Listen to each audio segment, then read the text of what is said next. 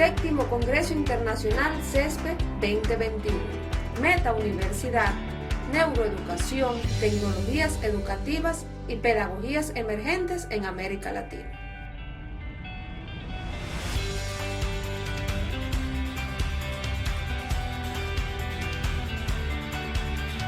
Que concurren nuevamente a este espacio de la convención STAF, un evento diseñado desde el séptimo Congreso CESPE 2021 y que tiene como intencionalidad abrir las puertas a las dinámicas en torno a las editoriales, las revistas científicas y sobre todo el accionar de los staff de estas publicaciones. Tuvimos la posibilidad en la mañana de hoy de compartir con el doctor Antonio Sánchez Pereira, quien es un especialista de amplio bagaje a nivel latinoamericano, sobre todo en México, con bases de datos como Cielo, BIBLAC y demás, que nos hablaba en relación a aspectos fundamentales de cómo se está viendo hoy la publicación científica y cómo se está moviendo en los diferentes medios, sobre todo en función del ranking y también de los aspectos que tienen que ver con el trabajo editorial. A partir de ello hemos tenido la posibilidad de invitar en la tarde de hoy a la máster en ciencia de Lynn García Hernández, quien es la editora ejecutiva de la revista cubana de educación superior, perteneciente a la Universidad de La Habana. Ella nos va a compartir relacionado con la temática de las experiencias evaluativas en el rol de los editores de las revistas electrónicas, muy a tono y en consecución con el tema de la mañana de hoy. Así que Adeline, buenas tardes, bienvenida, el espacio es todo suyo para poder intercambiar en esta tarde de hoy. Sí, buenas tardes, Carlos, gracias por la presentación. ¿Me escuchan bien? ¿Se me escucha bien? Sí, te escuchamos perfectamente, Adeline. Ah, ya, es que tenía la duda porque a ti no te estaba escuchando muy bien. Bueno, muchas gracias por compartir este espacio conmigo y a la vez por invitarme a estar unidos a ustedes. No pude seguir la conferencia del doctor en la mañana, pero bueno, estuve viendo lo que se estuvo publicando y me pareció muy interesante. En cuanto a lo que pretendemos presentar hoy, es más bien la experiencia como editora que tengo yo a partir del año 2005. Llegué a la edición de la revista y bueno, todo el trabajo que se ha realizado en torno a la revista desde ese momento. Hasta el momento en que la revista llega a convertirse en una revista electrónica, que bueno, pues decisiones que se tomaron en la universidad y en el centro fundamentalmente. A ver, la revista Cubana de Educación Superior, espero todos los que estén presentes escuchándome tengan alguna referencia sobre la revista. Como de educación superior, es la única que hay en Cuba, o sea, que publica solo temas de la educación superior. Está fundada desde el 81, se fundó en la Universidad de Camagüey por un grupo de especialistas que vinieron aquí a trabajar al Ministerio de Educación Superior, trajeron la revista consigo y después formaron parte del Centro de Estudios para el Perfeccionamiento de la Educación Superior, donde desde ese momento se ha mantenido la revista. La revista, bueno, desde un momento la política de trabajo de la revista fue mantener un editor principal y un editor ejecutivo, y había un grupo pequeño de árbitros. Imagínense, estaban formándose las revistas en ese momento. Creo que es una de las revistas más viejas que tiene el Ministerio de Educación Superior, o sea, desde las universidades. Nosotros en el 2005 asumimos la revista por situaciones, o sea, cuando hablo de nosotros hablo de mi persona.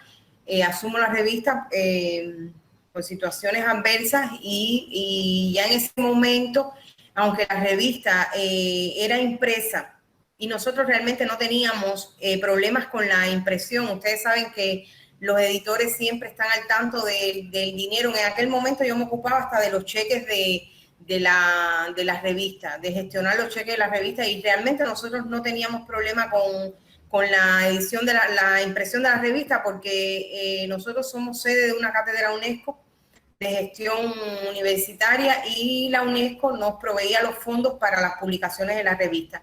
O sea que problemas económicos no tenían, pero la dinámica de las publicaciones ya a partir de los años 2010 se hicieron bastante fuertes, y aun cuando nosotros poníamos los PDF en un sitio que tenía la universidad, en un servidor que tenía la universidad, la circulación de la revista no era la que esperábamos.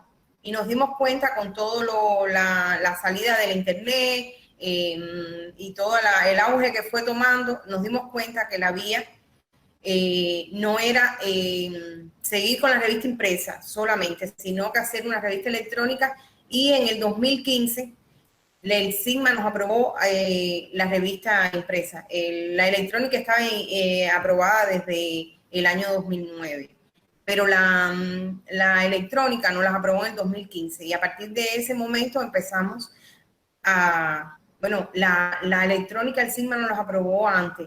En el 2015 entramos a Cielo, que fue la meta fundamental. Ya estábamos en Latindex, o sea, en el 2009 más o menos entramos a Latindex.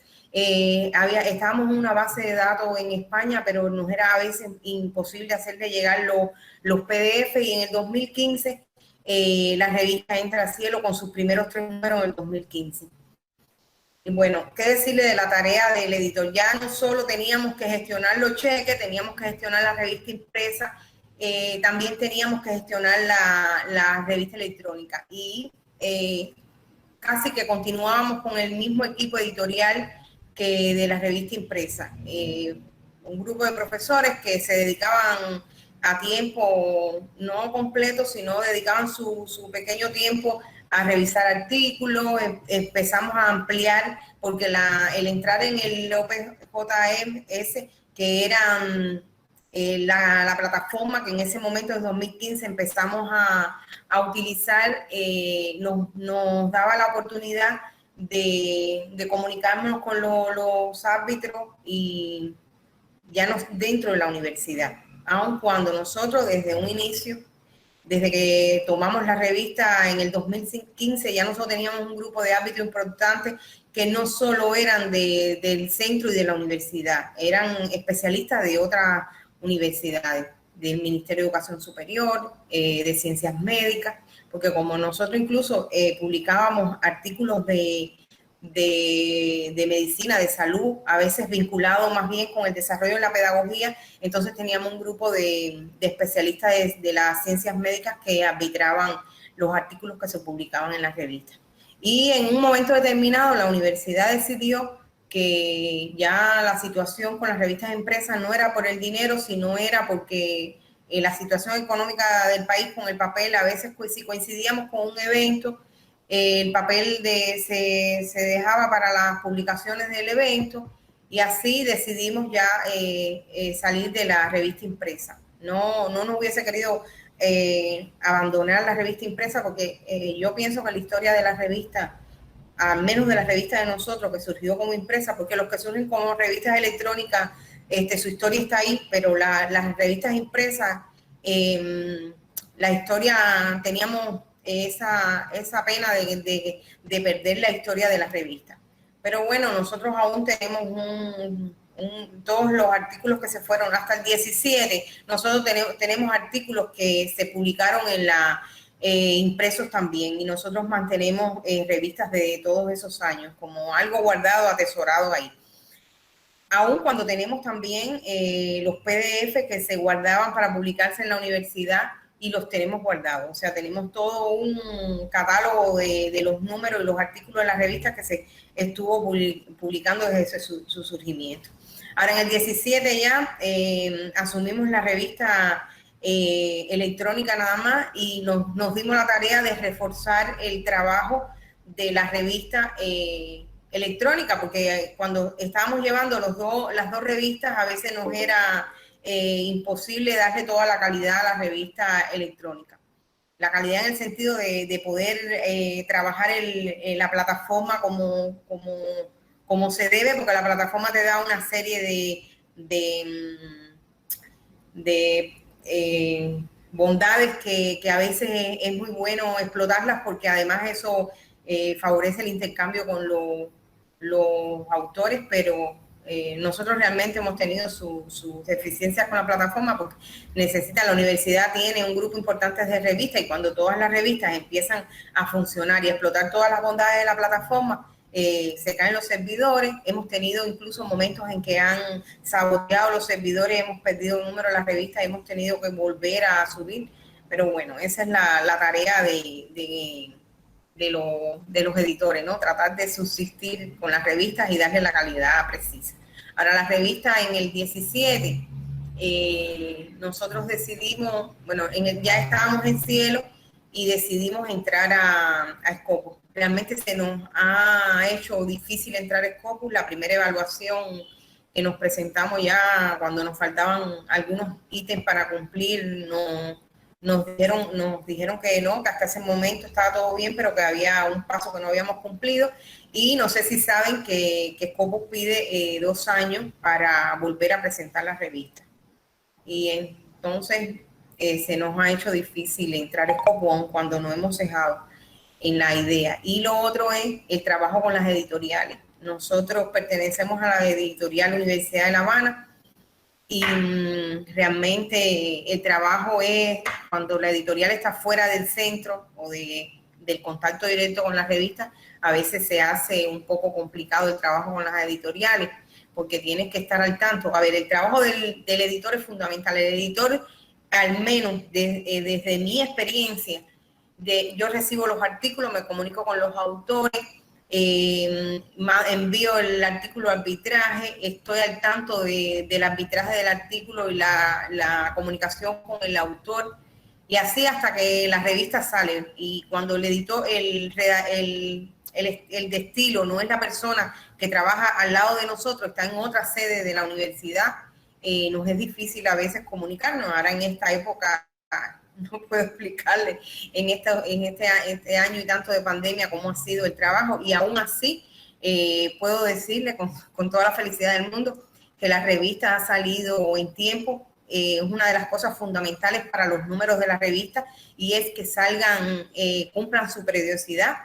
y hemos trabajado fuerte en eso. Yo realmente, no solo los editores, sino y los de estilo, ahí, bueno, de hecho, si entran a Cielo hoy, se darán cuenta que el número que debía aparecer colgado en septiembre ya está desde julio colgado en la plataforma. Quiere decir que nos ha dado, a pesar de la pandemia, nos ha dado el espacio ese, no estar en el aula todo el tiempo o no estar en el centro todo el tiempo, para cumplir los plazos con la revista, que eso es fundamental para las evaluaciones en las bases de datos. Y la revista está ahí. Y el trabajo de la revista ha sido verdaderamente fuerte. Aun cuando nosotros, desde mi punto de vista, yo tengo algunas insatisfacciones. Por ejemplo, a veces para poder entregar a la editorial y me hagan el control de calidad, que son ellos los que hacen el control de calidad, tengo que entregar a veces el número 4, 5, 6 meses antes de que se publique el número. Entonces eso, desde mi punto de vista, envejece para mí, a mi gusto, envejece el artículo en las manos del editor. Claro, le da a veces la idea a los autores. Por ejemplo, yo he tenido autores que me han dicho, ay no, pero permíteme cambiar este párrafo porque me hubiese gustado que quedaría de esta forma, y entonces a veces le da la posibilidad a los autores que hagan sus cambios, o que en el artículo, en el momento que lo entregaron 6 meses antes, no le vean que le falta otra cosa, pero realmente el trabajo es engorroso. Lo ideal sería entrar al sistema de revisión y enseguida, aunque después se le haga algunos arreglos, colgarlo, pero ya para eso sí se requiere un grupo muy fuerte, cosa con el que nosotros no contamos aún, para poder trabajar en línea con la revista. El trabajo del editor para mí es fundamental en la revista, y no solo porque sea el que va dirigiendo los procesos, sino porque el editor tiene que estar al tanto de todo el número, tiene que estar a full ahí, y además tiene que conocer muchas cosas. Yo soy graduada de historia, por ejemplo, y mi experiencia, primero en el centro, yo trabajo en el centro desde el 97, y desde el año 1997, y he podido llegar a algunos conocimientos, ¿no? Por intercambio con profesores. Y después en la revista me he tenido que leer, a veces yo estoy revisando un artículo de biología, no sé, de biología, y para hacerle alguna sugerencia al autor, al menos, o para saber lo que estoy leyendo y saber si esa es la vía, tengo que buscar artículos relacionados con ese tema. Entonces, realmente, el trabajo es muy fuerte en el sentido en que tienes que estar actualizado, tienes que dominar al menos algo de tecnología, tienes que tratar de saber trabajar y programar en la plataforma, porque a veces no tienes el técnico y tienes que subir un artículo, o tienes que bajarlo, o tienes que responder y tienes que tener el dominio de la plataforma.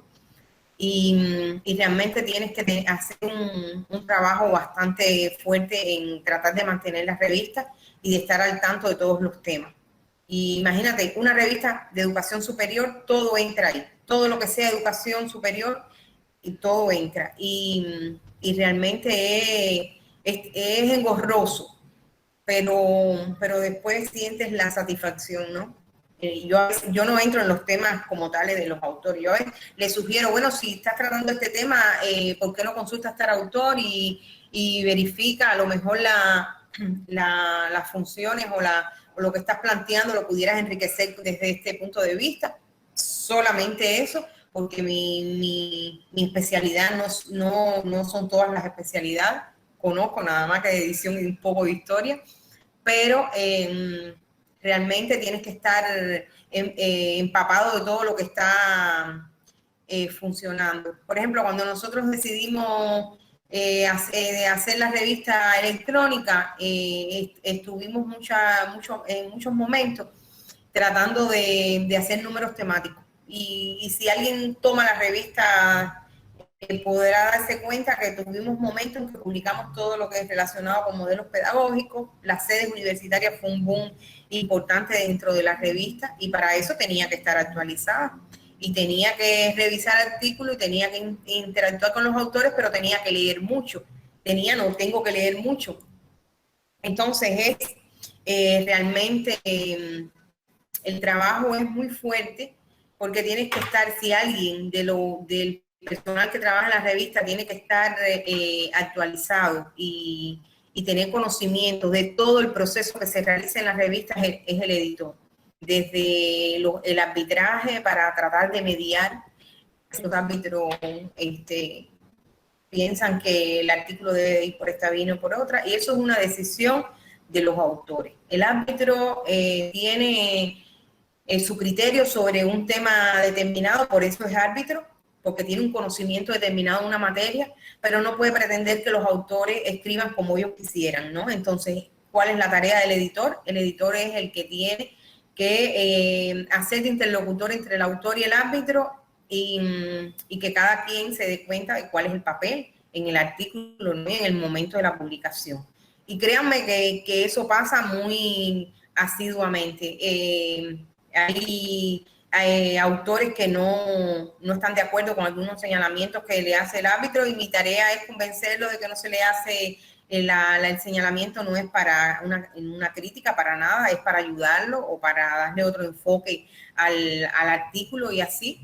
Esa es la tarea fundamental, la interlocución entre autor, árbitro, el resto de los editores, los redactores de estilo. Por favor, cuando van a hacer un artículo, lo ven desde su visión, ¿no? Y no generalmente tienen todas las temáticas cubiertas. Entonces ahí entro. Por eso digo que cuando tú tienes un número que no es un tema exactamente, no es un tema sobre, no sé, gestión, es un tema que tiene de todas las aristas de la educación superior, entonces la preparación es bien fuerte y ese es el trabajo de nosotros. Ahora, las revistas electrónicas, aun cuando a veces las revistas electrónicas tienen muchos beneficios para los editores, porque se les hace más noble el trabajo, las publicaciones, el manejo con las revistas es más fácil, pero hay que estar muy ligado y dedicarle mucho tiempo. Y con los autores, ¿qué decir? A ver, yo a veces siento que tú puedes tener un grupo de revistas. A veces yo le decía a personas que se comunicaban conmigo, y esas son las diferencias que uno se va dando cuenta cuando llega muchos años de editor. Se va dando cuenta que me dicen, por favor, yo estoy buscando tal artículo de tal profesor, de tal número, de tal año.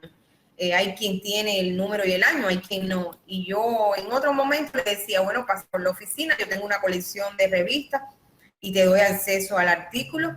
Ahora no, ahora le digo, bueno, dame una oportunidad, yo te voy a enviar por correo electrónico el artículo, déjame buscarlo, porque ahora estoy en otro momento de la edición de la revista, dame un chance, como decimos nosotros, y le hago llegar el artículo. O sea, para el desarrollo y para la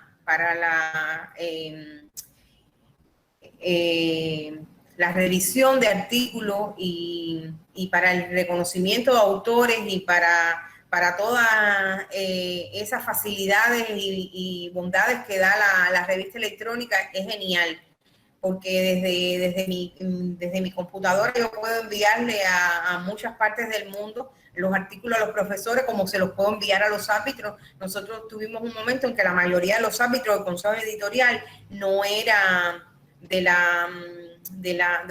otras universidades, era de la Universidad de La Habana, de universidades que estaban en la capital, porque eran las personas que más cerca teníamos, con las que podíamos comunicarnos más fácilmente.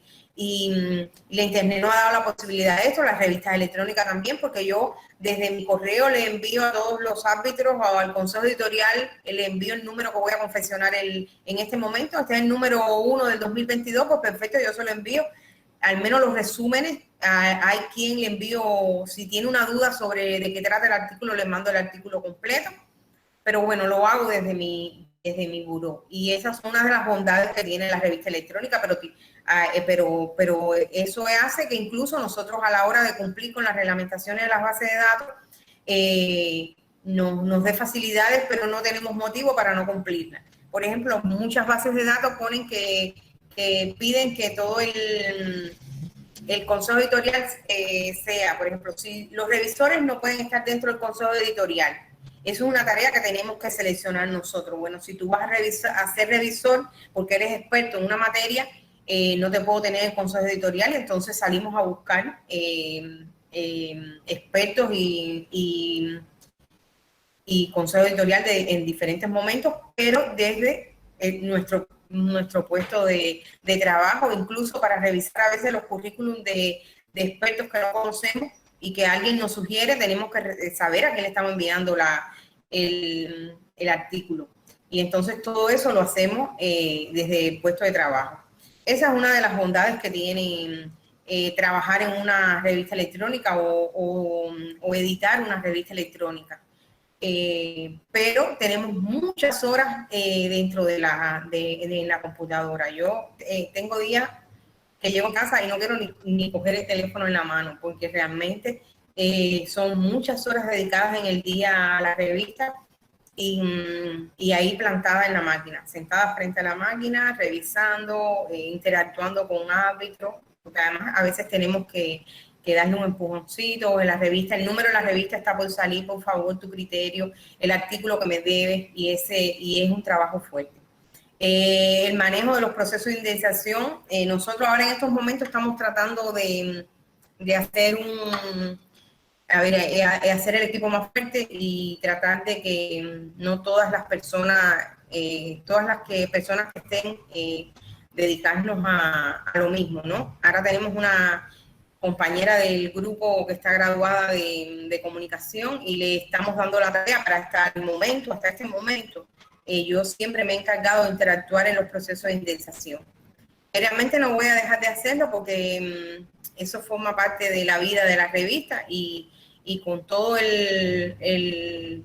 la premura con la que se indexan las revistas y además hoy antes de entrar a la conferencia estaba revisando, por ejemplo, Cuba tiene un número importante de revistas indexadas, o sea, aprobadas por el CISMA, pero cuando uno va a la lista de las revistas aprobadas por el CISMA y a la lista de las revistas que están en cielo, para mí las revistas que están en cielo son el primer paso para entrar en este mundo de las bases de datos. Bueno, de hecho, cielo es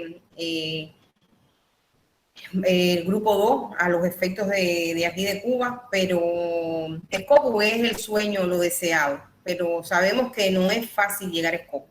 Entonces, cielo tiene 80 y tantas revistas cubanas, nada más que indexadas. De ellas, 38 son de ciencias médicas. Para todo es sabido, no sé si saben que los servidores de cielo los tiene Infomé. Infomé, por supuesto, tiene todas las revistas de ciencias médicas, pero no son todas las revistas de ciencias médicas las que están en cielo. Hay de 50 y tantas revistas que están de ciencias médicas, están aprobadas por el CISMA, 38 están en cielo. Pero en la educación igual, yo conozco de revistas muy importantes que están aprobadas por el CISMA y que aún no han entrado al cielo. O sea, el proceso ese de indexación que parece fácil y todo el mundo, a mí a veces me dicen, pero ¿cuándo vas a entrar a Scopus? No, Scopus no es una base de datos fácil para entrar, porque además está pidiendo regulaciones y cada día pide más para entrar a Scopus. Entonces, la idea siempre sería Scopus, ¿bien? Pero el hecho de poder entrar a cielo es importante, porque es una de las bases que más en América Latina funcionan más y no todas las revistas. En el caso de las ciencias sociales es muy difícil entrar a Scopus las revistas, porque a ver, las ciencias sociales no es como las ciencias naturales, que es una investigación. Sí, CISMA es el Ministerio de Ciencia y Tecnología aquí en Cuba. Y a las ciencias sociales, a las revistas de ciencias sociales, si ustedes hacen una búsqueda de revistas de ciencias sociales en Scopus, se van a dar cuenta que cuáles son las revistas que están en Scopus de las ciencias sociales, revistas del primer mundo fundamentalmente. Entonces, nosotros, ¿cuál sería el sueño Scopus? Pero ¿cuál es la realidad? El cielo. Y me parece que todas las revistas deberían ir en esa dirección fundamentalmente. Ahora, cuando nosotros estamos trabajando en la indexación de las revistas, tenemos que consultar las revistas, los editores tienen que estar al tanto de cuáles son las nuevas regulaciones de las revistas. Mira, ahora por lo menos nosotros, para entrar a Scopus, por ejemplo, las revistas que no surgen con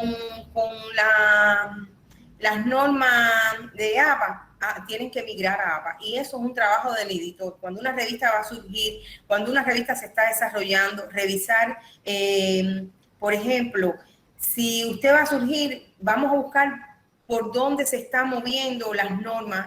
Yo conozco de revistas que trabajan con Vancouver. Bueno, perfecto. Usted quiere trabajar con Vancouver, perfecto, pero no es la regularidad en las bases de datos. Y cuando usted va a seguir avanzando en bases de datos, después migrar a una norma a veces es muy difícil. Se lo digo por experiencia propia. No se lo estoy diciendo por lo que he revisado y no, se lo digo por experiencia propia. Nosotros surgimos cuando entramos a las revistas electrónicas y entramos a la editorial de la universidad, entramos con una norma cubana. Fue un estudio que hizo la editorial de la universidad para homogenizar todas sus revistas, y al final nos hemos dado cuenta que hemos tenido que ir migrando a APA, porque si queremos entrar a Scopus, Scopus trabaja con APA y con la última norma de APA. Por tanto y demás, surgir con una norma para después tener que migrar es bien difícil. ¿Cuál es la idea? Hacer un estudio, y eso es tarea del editor, apoyado por alguna otra persona del grupo, pero tarea del editor, hacer un estudio de por dónde, cuál es la norma que más se utiliza en las bases de datos que nosotros aspiramos a entrar.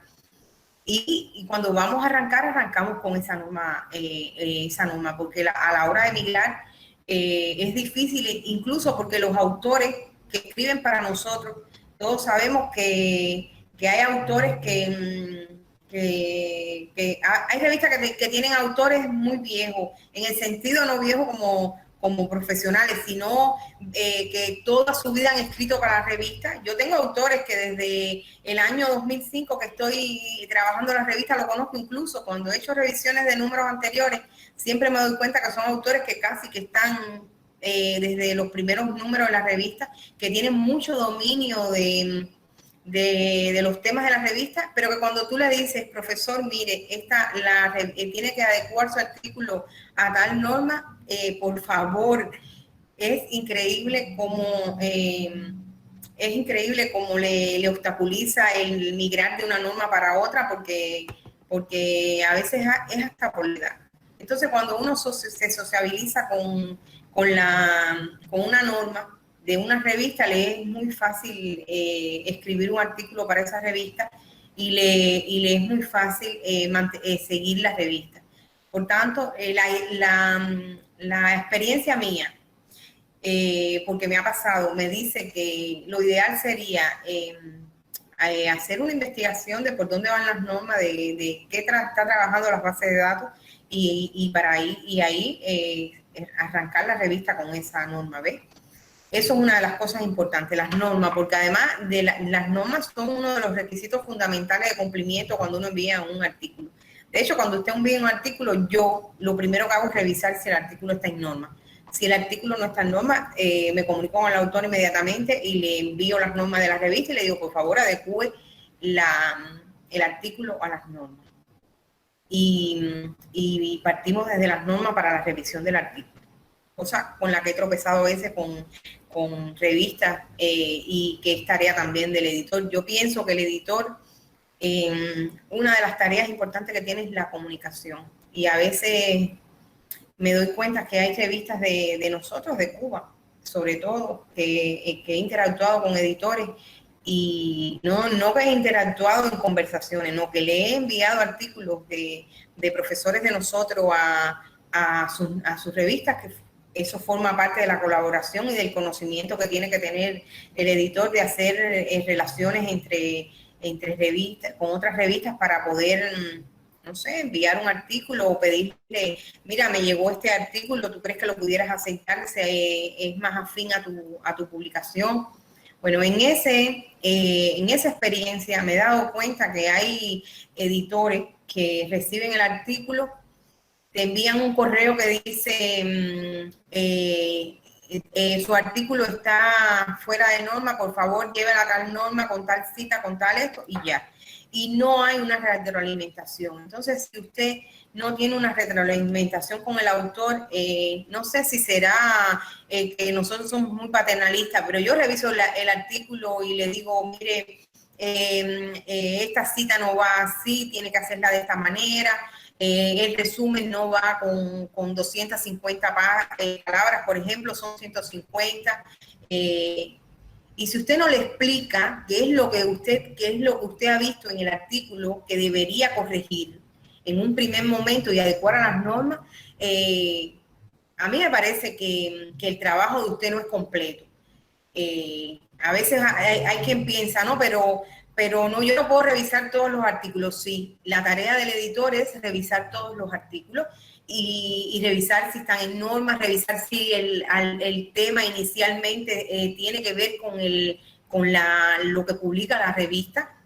Y esa es la tarea de nosotros, porque si usted le envía el artículo al autor, no, ponga el artículo en norma y no le dice es por aquí o es por allá, mire, realmente yo... a lo mejor son revistas que son muy, no sé, tienen mucho prestigio, pero el editor debería revisar un poquito más los artículos y comunicarse más con los autores. De hecho, la comunicación con los autores es lo que hace que la revista tenga sea efectiva, o sea, que la revista esté en términos. Yo realmente le digo, en este tiempo de pandemia tuve una experiencia que es buena para mí, y a veces, créanme que yo tuve días que llamaba a las universidades. Por favor, yo estoy localizando a un profesor de física de su universidad y su nombre es tal. ¿Usted cree que usted me pudiera dar un teléfono para comunicarme con él?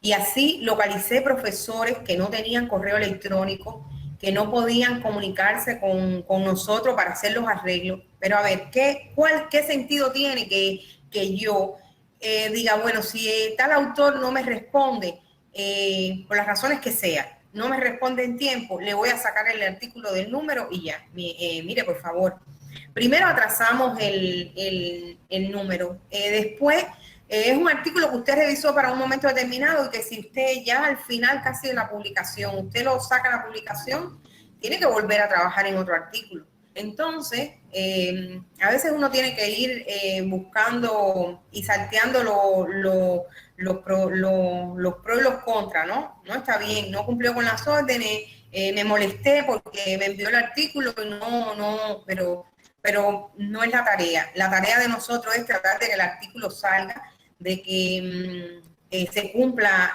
con todo el rigor, pero que por yo no trabajar no se quede el artículo encasillado. Realmente yo creo que la comunicación es fundamental y usted tiene que llamar al autor. De hecho, yo para el número de 2022, yo tengo un colchón de datos importantísimo. A veces quisiera hacer más de 3 números en el año. Estoy incluso proponiendo hacer 4 números en el año porque para poder, a veces, mientras más artículos voy sacando para las revistas, digo, pero bueno, ¿de qué manera, no? Pero la idea es que usted primero lograr que los autores vean la responsabilidad que tiene el editor con la revista y para los autores, porque si a usted un editor le escribe y le dice, no, revise su artículo y póngalo en norma, discúlpenme. Bueno, ¿y cuál es la responsabilidad mía para con la revista?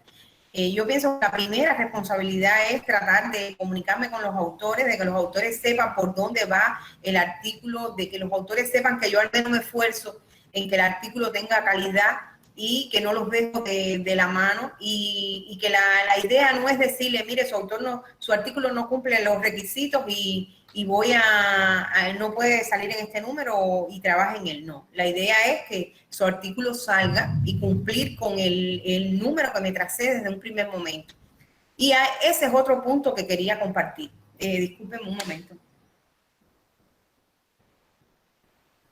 El otro punto es, cuando uno va a hacer un número, a ver, desde mi experiencia de siempre, yo desde creo 2006, 2007, los números que los trabajo que no, primero, por regulaciones de las bases de datos, no puede haber más del 30% de los artículos de tu institución. Cuando digo institución, no digo CEPES, no digo Universidad de La Habana, porque mi institución es el CEPES, pero pertenezco a la Universidad de La Habana. Y si yo saco una revista que de 20 artículos, 25 artículos, 7 de la Universidad de La Habana, bueno, entonces no me parece. Y la tarea de siempre ha sido esa, que los artículos en cada número hay una representación de las universidades del país. No siempre tengo artículos de todas las universidades, a veces quisiera, pero no siempre es así. Que estén representadas las universidades del país, que estén representadas instituciones de América Latina, sobre todo porque yo recibo muy pocos artículos de fuera de América Latina. De España hay algún que otro artículo en un número, en determinado año, a veces por un año, en un número del año, pero generalmente América Latina, que haya representatividad de artículos de toda América, de universidades de toda América Latina. A veces si tengo 2 artículos de Argentina, trato de poner uno y poner entonces uno de México, trato de que no todos sean de un mismo país ni de una misma institución para darle representación. Y cuando usted diseña, se toma el trabajo de diseñar un número que tenga esa representación, de que estén representadas las universidades, varias universidades en Cuba, de que estén representadas varias universidades de América Latina. Entonces es muy difícil y penoso, sobre todo penoso, créanme que a mí me da un dolor terrible después que tengo un número preparado, que casi que lo tengo listo para publicar, tenerle que decir al autor su artículo no lo voy a publicar porque no ha arreglado lo que le mandé a arreglar y no he sido lo suficiente comunicativa para decirle, miren, este párrafo yo lo que necesito es que usted me lo redacte de otra manera, yo lo que necesito es que usted me cite a otro autor y que estas citas están muy viejas, o sea, tienen más de 5 años. Si yo no le digo eso al autor, yo me siento incapaz de sacar su artículo del número, y porque además estoy frustrada. Estoy frustrando un número que concebí desde un momento así, de esa manera. Entonces, esa es una de las tareas de nosotros. Desde el momento en que recibimos los artículos y que estamos preparando los números, comunicarnos con los autores para que ellos sepan que ellos son importantes, ellos son muy importantes para la revista, son más importantes a veces que el cuerpo editorial de la revista, porque si no tenemos artículos, ¿con qué vamos a trabajar? No podemos pedirle artículos a la Universidad de La Habana para sacar un número, porque además no estamos cumpliendo con las bases de datos internacionales. Y cuando yo voy a ser evaluada por una base de datos internacional, me va a decir, no, perfecto, usted tiene, en el año 2022, tiene 3 números, y de ellos hay uno que es completo de su institución. Entonces usted no cumple las regulaciones de la base de datos. Entonces, por eso es importante primero hacer un estudio de a dónde queremos llegar, de hacer un estudio de todas las bases de datos por dónde se están moviendo, y de hacer un estudio de qué queremos con nuestra revista, de qué queremos con cada uno de nuestros números y de qué queremos con cada uno de nuestros autores. Y comunicarnos. Esa es la vía fundamental. Y lo otro, y que no deja de ser importante, es la representatividad de las revistas, no solo en el centro, con autores, sino en las redes sociales. Los editores tenemos que dominar, a lo mejor más de lo que quisiéramos, las redes sociales para que la revista tenga divulgación. Claro que con las revistas electrónicas es muy fácil, las redes sociales. Por ejemplo, nosotros tenemos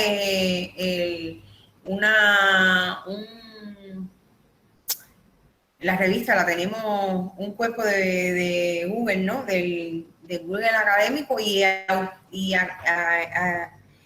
el momento en que la revista se publica en Cielo, la ALA, el Google académico, le llega, por ejemplo, si usted tiene su Google académico, en el momento en que la revista sale en Cielo, el Google le reporta, Cielo le reporta a Google al momento, y su artículo aparece que ya está publicado en Cielo, se lo reporta a su Google académico. Entonces, eso es uno de los trabajos. A veces quisiéramos trabajar más. Por ejemplo, yo tengo a veces alguna que otra limitación con ResearchGate. A veces no he podido hacer más con ResearchGate, pero ahí voy a trabajar hacia ese objetivo, porque es una de las bases de datos más importantes, sobre todo en idioma inglés, y queremos que esté ahí, al menos que se lean, porque en Cielo nosotros publicamos, dentro de las métricas y las publicaciones de Cielo, sale el resumen y el título, y las palabras claves también en inglés. Y entonces, en ResearchGate sale todo lo que tiene que ver con esa publicación, sobre todo en el inglés. Entonces, el trabajo, nunca nos va a faltar trabajo a los editores cuando estamos trabajando en una revista, porque no es que seamos los que más trabajamos, pero que tenemos que ser los más constantes, y tenemos que estar pendientes de todo, exactamente de todo lo que está sucediendo con nuestra revista. Yo el otro día estaba conversando con una redactora que nosotros tenemos, que estamos trabajando 2 números ahora, y le estaba diciendo eso. A veces qué difícil me es comunicarme con los autores, porque por todo esto de que hay profesores que no están yendo por las edades a la universidad y no se pueden comunicar, y no todos tenemos comunicación en las casas. De hecho, yo estoy trabajando la revista desde mis datos, estoy comunicando y estoy revisando la revista y del teléfono. Y como le decía anteriormente, que creo que lo pasé, y es que a partir de 2022 voy a pedirle a todos los autores su número de teléfono de la casa o del trabajo donde yo los pueda localizar. Porque a veces no me responden los artículos, los correos, y entonces me dicen, no estaba en la universidad, estaba afuera. Bueno, pues a partir de ahora un número de teléfono, y por favor, ojalá y no se molesten, pero yo tengo momentos en que a veces me convierto en la sombra de los autores.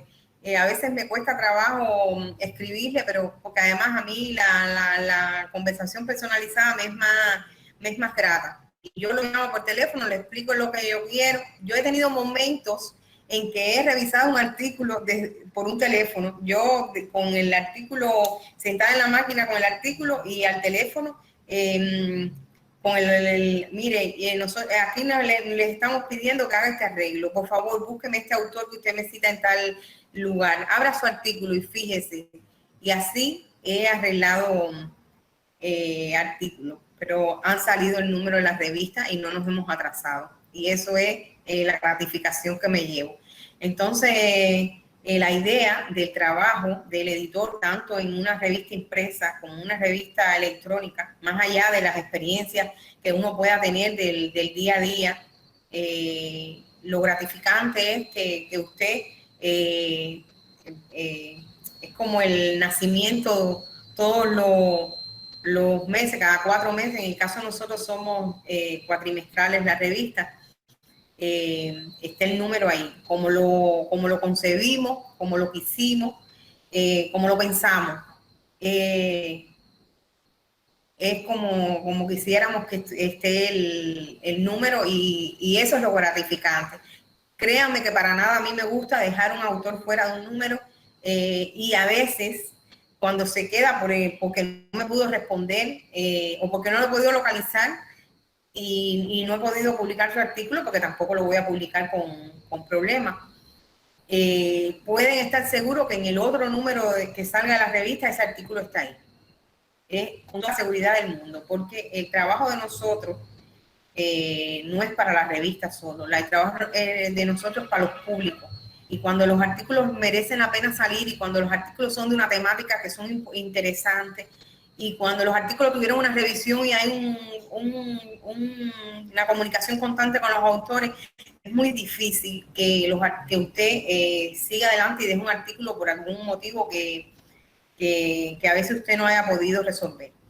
Y eso es lo importante. En el trabajo del editor, más allá de que su revista sea impresa o no, el trabajo del editor tiene que ser es cumplir con su objetivo de ser, y su objetivo de ser es su revista, y es su público, y es sus autores.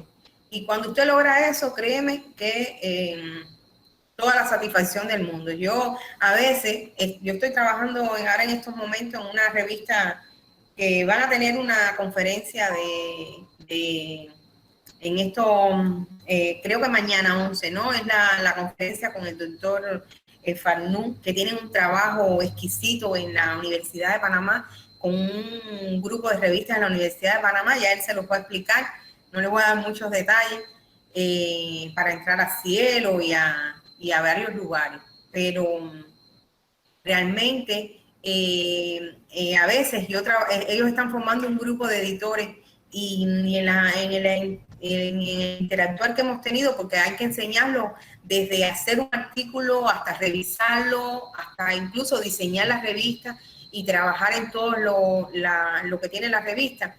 A veces yo le digo a los futuros editores, a las personas que están trabajando para después editar las mismas revistas, porque la universidad tiene un grupo de revistas importantes, y les digo, mira, si tú no empiezas a hacer el artículo, por ejemplo, porque tienes miedo a que a que alguien lo va a leer y va a decir, pero qué tontería, o esto está mal, no, por favor.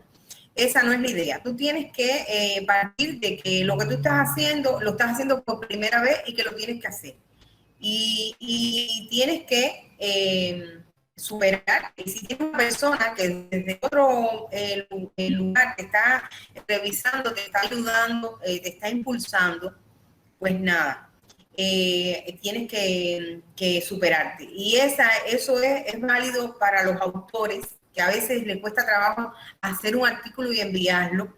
Es válido para los revisores, que a veces piensan que el artículo que reciben no tiene la calidad, porque lo ven desde su perspectiva, pero es válido para los editores, porque tienen que ubicarse desde ser autor, revisor y editor, y entonces tienes que tratar de llevar todas las cosas a la vez para hacer la balanza esa casi perfecta que se necesita para llevar a término una revista.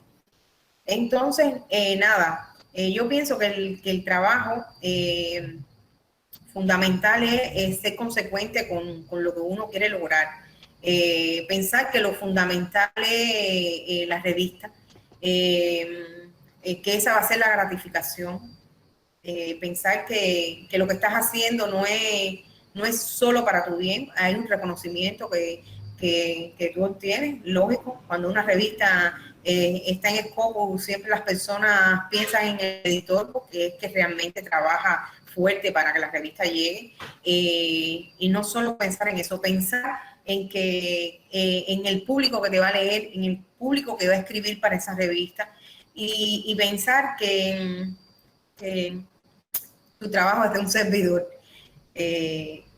servir para que la revista logre sus objetivos.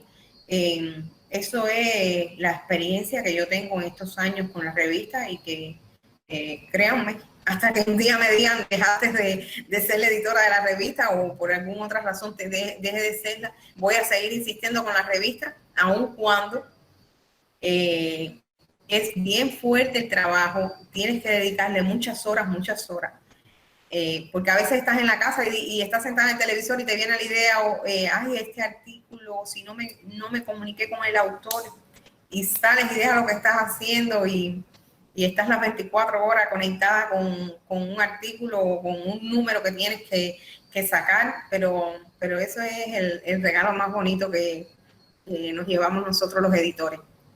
Que la revista tenga reconocimiento, que además ese reconocimiento forma parte de tu formación y de tu trabajo, y que, ¿por qué no?, tu universidad, tu institución tenga ese reconocimiento. Soy todo oído, no sé, algún interrogante, si quieren que le toque algún otro tema, soy todo oídos para ustedes. Gracias, Adeline, gracias por el compartir con nosotros estas experiencias que sabemos son muy importantes para todos nosotros que estamos en el mundo de las revistas, sobre todo electrónicas. Pero hay un punto que yo quisiera un poco que enfatizar. En la relación que existe entre el editor, el autor y los revisores, a veces nos convertimos en mediadores de conflictos para poder lograr que el artículo salga publicado y con la calidad que se requiere. ¿Tienes alguna experiencia o anécdota particular en este sentido? Ahora me oyen. Bueno, pues sí, tengo muchas anécdotas. Anécdotas como, por ejemplo, tuve un artículo de una biotecnóloga. Ustedes saben que las normas para la biotecnología y la biología trabajan sobre todo con la ISO, y no son las normas que trabajamos nosotros. Y la persona que estaba haciendo la revisión de calidad de la revista por la editorial quería que esta profesora le pusiera las citas y las referencias en norma cubana. pero es que no es que no se pueda hacer algunas, pero cuando usted habla de patente y habla de la biotecnología, sobre todo de esta rama dura de la ciencia, la norma ISO no la puede sustituir por otra norma.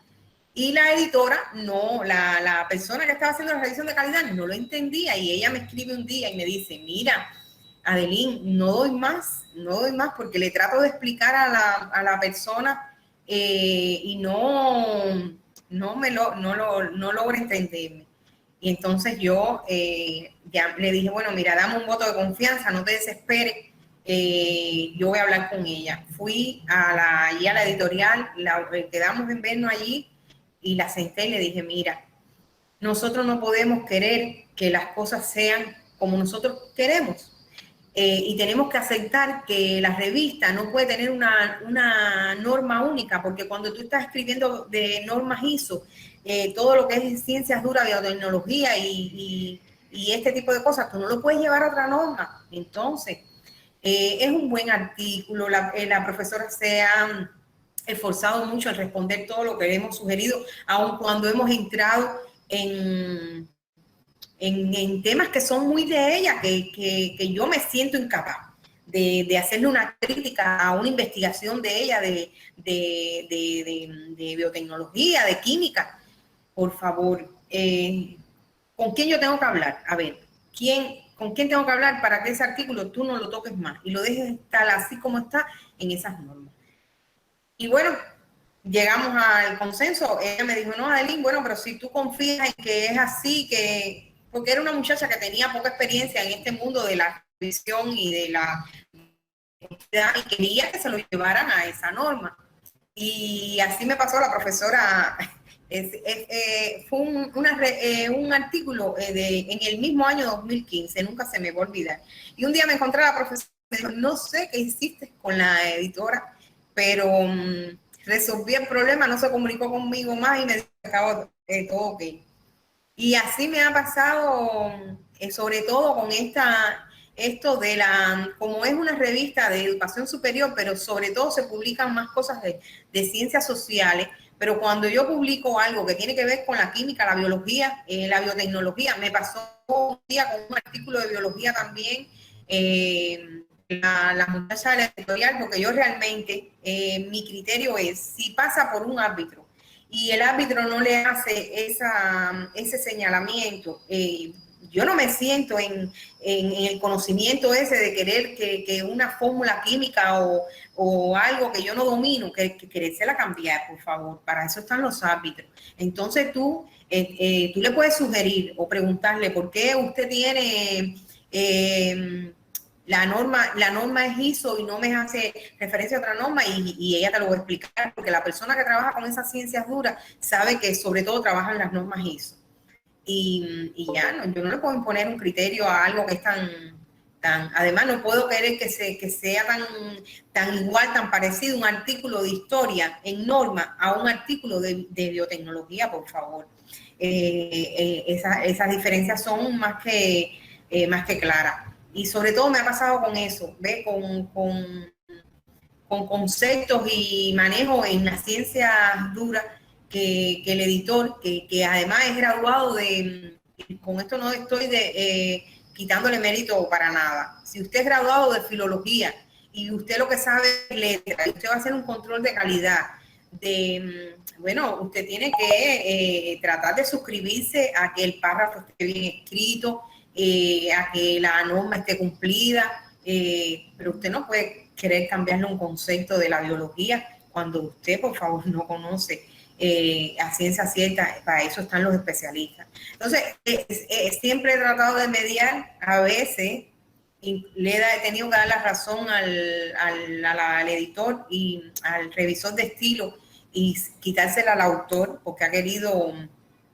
No es que ha querido incluso imponer su criterio, sino es que ha manejado mal el conflicto y he tenido que hacerle un llamado de atención. Bueno, eso no es porque tú quieres, ¿no? Ni puede, porque se me dio el caso de una profesora de biología que le dijo a la muchacha de correctora, le dijo, bueno, pero aquí quien sabe biología soy yo. No no, tampoco se lo puedo permitir.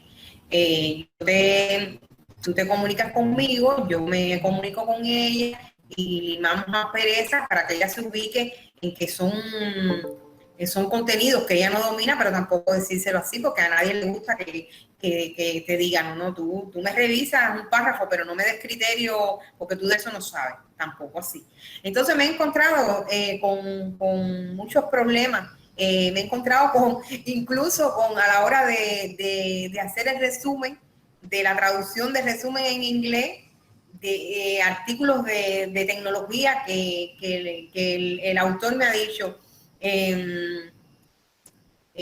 nada, yo soy especialista en tecnología y esta palabra, de la forma que ella me la tradujo, no quiere decir lo que yo quiero decir. Y también esas cosas hay que tenerla en cuenta. Yo realmente les digo, al punto de que yo le tengo dicho a las muchachas que trabajan conmigo, que todas son casi recién graduadas desde el editorial, que son las que me comunico porque son las que hacen la revisión de calidad, le he dicho, el artículo no sale para cielo si yo no lo reviso, porque a veces los autores le damos el ok al artículo y créanme que a veces me he encontrado orsis que le han cambiado un número, y cuando usted le cambia un número al orsi ya no es el número del autor, y entonces el autor se ha dado cuenta, pero como yo sí tengo el artículo original con el orsi original, y cuando lo voy a llevar a la plataforma, si el orsi no está bien, me lo levanta enseguida a la plataforma y me dice hay un error con ese orsi.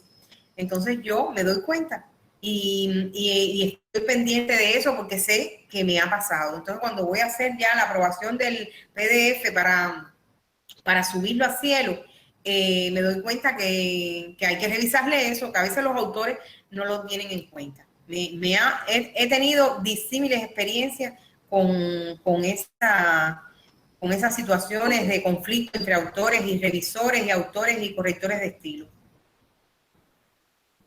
Bueno, le tengo una pregunta que qué tan importante era la formación del editor. A ver, yo creo que la experiencia de la mayoría de los editores en Cuba, y a lo mejor estoy equivocada, pero hasta donde conozco, aquí no hay una carrera de editor, no tienes una carrera de editor que te forme como editor, entonces son pues profesores que son graduados de una u otra cosa y se forman después como editor en el día a día. Pero ese día a día te tiene que dar de que tú tienes que leer, si tu revista es de ciencias sociales, tienes que leer de ciencias sociales. Si tu revista es de educación, tienes que saber lo que se está publicando en educación, de saber por dónde está el mundo de la educación, de saber lo último de educación, si hay normativas, porque tú te encuentras un artículo que te empieza a hablar de lo que dice la UNESCO sobre educación y si usted no se remite a la UNESCO, bueno, entonces tú sabes si eso es cierto lo que está diciendo. Y lo otro es saber apoyarte en quién te vas a apoyar, porque si yo tengo un artículo, como los he tenido, por ejemplo, de historia de la educación en Ecuador, bueno, yo puedo leer y puedo tener alguna noción de la historia de la educación en Ecuador, pero tengo que buscarme un especialista que maneje términos o que haya estudiado la educación en Ecuador, que al menos me apoye o me diga sí, por aquí va. A lo mejor no es lo que yo quisiera oír, pero sí por aquí va. Entonces tienes que estar constantemente leyendo. Constantemente tienes que estar leyendo y superándote. No es que sepas de todo, no, para nada. Es que tengas una idea y además tengas la disposición de que cuando vas a revisar un artículo de biología, al menos entres a ver sobre eso que se dice, porque tranquilamente nos encontramos con artículos. Yo tuve la experiencia de un artículo que me enviaron como revisor de una revista peruana de un español que estaba hablando sobre la Revolución Cubana. Y la editora de esta revista peruana me pidió que por favor la apoyara con la revisión del artículo. Y te encuentras cualquier cosa. Además, cosas copiadas de Wikipedia, sin un mínimo análisis. Y entonces tienes que leer. Tienes que leer, igual que nosotros no tenemos, otro de los grandes problemas que tenemos los editores, al menos aquí en Cuba, es que no tenemos programas para detectar plagio. ¿Y qué tenemos que hacer? Y ese es el trabajo de nosotros, porque si no lo hacemos nosotros, ¿quién lo va a hacer? ¿Qué tenemos que hacer? Al menos que yo hago. Yo, como no tengo un programa contra plagio porque es pagado y no lo tenemos, a veces cuando es un párrafo muy grande, que me doy cuenta de que hay, a veces los años de trabajo te dan esa, no experticia, sino esa capacidad de que tú lees un párrafo y te dice, esto lo leí en otro lugar. Y entonces yo a veces pongo el párrafo completo en Google y busco. A veces pongo la frase que me parece que es más traída. Y a veces he podido contactar editores de fuera de Cuba que tienen programas y le he pedido el favor, ¿tú crees que tú puedas ponerme este artículo? Le quito, por supuesto, nombre e institución de los autores y le envío el artículo para que lo ponga en programa antiplagio. Pero eso tenemos que hacer nosotros, que es una cosa tan importante, porque si en tu revista sale un artículo que está plagiado casi de la mitad, bueno, por favor, eso no solo es vergonzoso para el autor, es vergonzoso para los editores también, que no nos dimos cuenta a tiempo de que ese artículo tenía un plagio. A mí me pasó con un artículo de una estudiante china y después que me senté a conversar con ella me di cuenta que no lo había hecho por plagio, lo había hecho porque no conocía las reglas y no lo había citado, ¿ves? Porque tenía cosas que habían sido comentadas por ella, pero lo que le levanté como plagio eran falta de conocimiento. Pero si no hubiese salido, y imagínate tú, una estudiante china una estudiante de doctorado china de aquí de la Universidad de La Habana, que estaba haciendo un artículo sobre la enseñanza del español como segunda lengua o la enseñanza del español para no hispanohablantes. Y yo, por supuesto, no sabía nada, pero por mí han pasado muchos artículos sobre ese tema y había algo sobre la teoría que estaba manejando que me daba la idea de que no era de ella.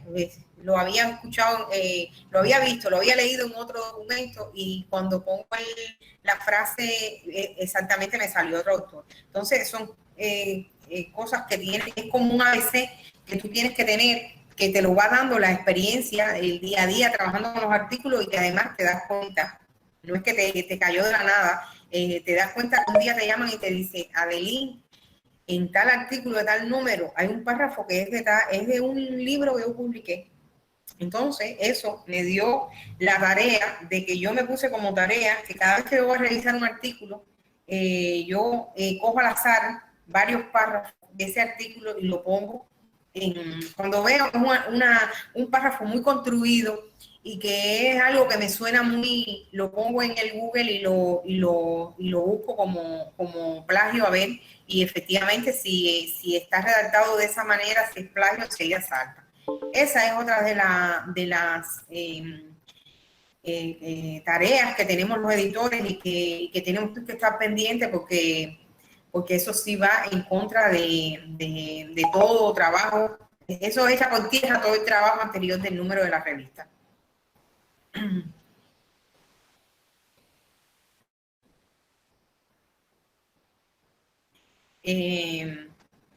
Bueno, yo he tenido la oportunidad estoy contestando una pregunta que me pusieron, ¿no? El trabajo que le da, o sea, el CESPE.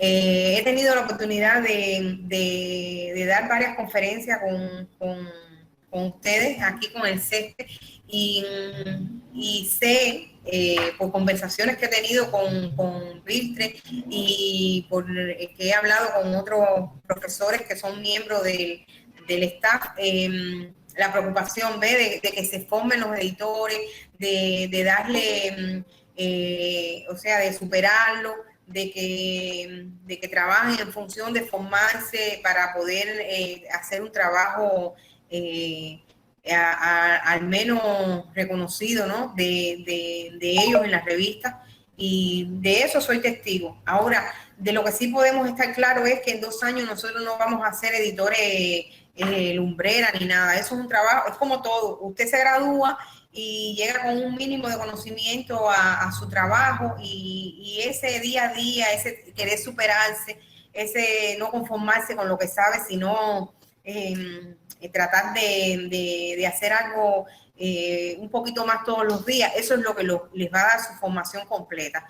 El editor se va formando en el día a día, porque realmente editores no hay una carrera que nos forme, aun cuando hubiese una carrera que nos formara, siempre la experiencia del trabajo del día a día, de lo que nosotros querramos hacer bien, es lo que nos va a ir dando la formación completa.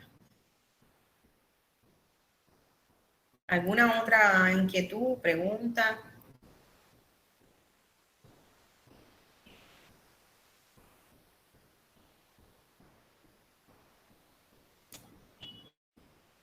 ¿Están complacidos todos?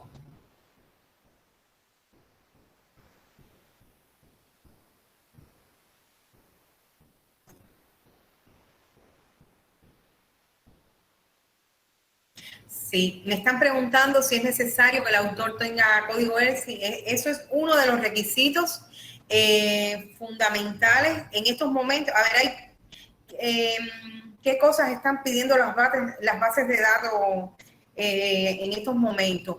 El ORCI es fundamental, no solo para la revista, el ORCI es fundamental para el autor, porque además es un reconocimiento a los autores.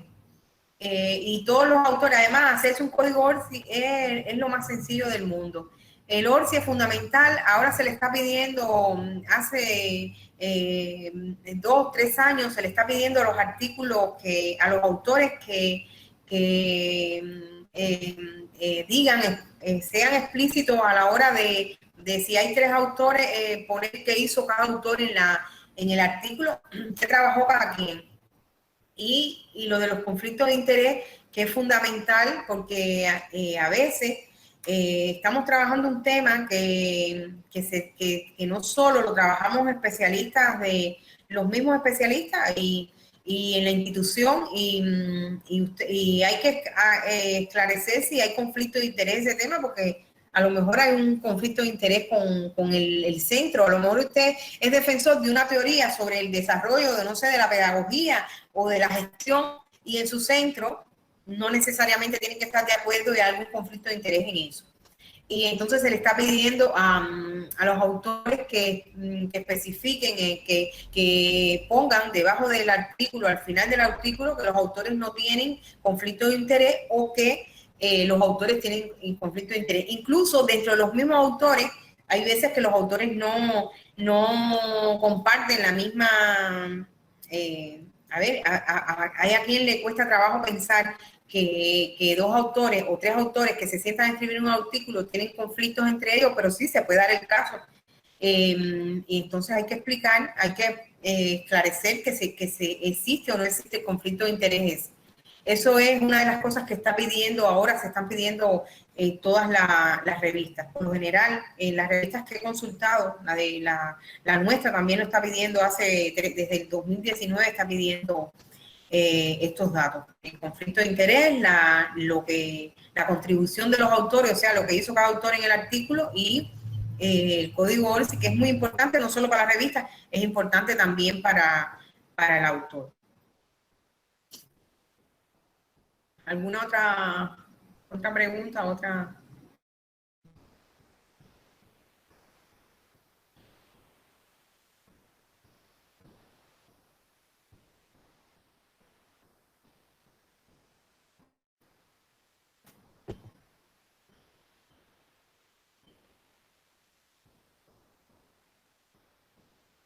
A ver, estoy al tanto de cualquier otra intervención o aclaración que quieran que le hagan. Otra de las cosas que están pidiendo ahora las revistas es...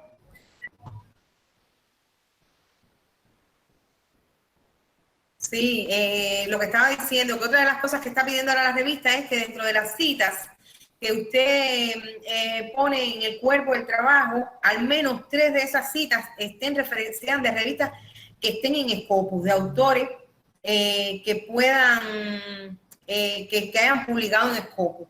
Eso lo está pidiendo ahora, lo está pidiendo incluso Scopus en su evaluación para las revistas. Cada día están subiendo más la parada con todo, porque ahora imagínese usted, a partir del 2022 todos los artículos que entran a las revistas tienen que tener al menos 3 citas dentro del cuerpo de trabajo que sean citas referenciadas en Scopus. Eso es otra de las cosas. Alguien me estaba pidiendo mi correo mi institucional es adelin@cepes.uh.cu. Se lo puedo después compartir en el WhatsApp. Y tengo otro correo Gmail que lo reviso con más asiduidad en la casa porque la comunicación con Gmail es más rápida y te permite mayores volúmenes de envío, que también se lo voy a poner porque es un poco largo. Y García Hernández Adelín 41, es bastante difícil. Se lo voy a poner ahí en el WhatsApp del grupo. ¿Alguna otra inquietud?